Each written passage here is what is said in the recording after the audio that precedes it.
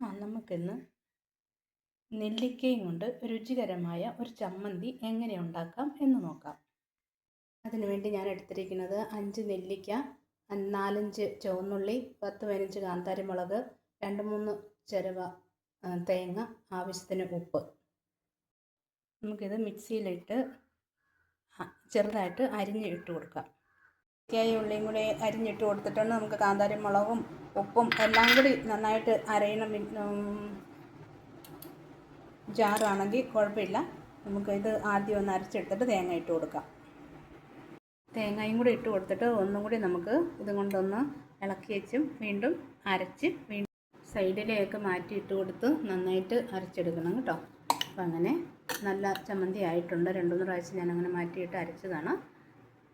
ചമ്മന്തി റെഡിയാണ്. ഞാൻ വേറൊരു പാത്രത്തിലേക്ക് മാറ്റിയിട്ടുണ്ട്. ഇത് കഞ്ഞിക്കൊക്കെ കഴിക്കാനായിട്ട് ഏറ്റവും ഉത്തമമായ ഒരു ചമ്മന്തിയാണ്. എല്ലാവരും തന്നെ ഒന്ന് കുറച്ച് നെല്ലിക്കയൊക്കെ എന്നും വീട്ടിൽ മേടിച്ച് വെച്ചേക്കുക. ഇതുപോലെ ചമ്മന്തി ഒന്ന് അരച്ച് ഉപയോഗിച്ച് നോക്കുക കേട്ടോ.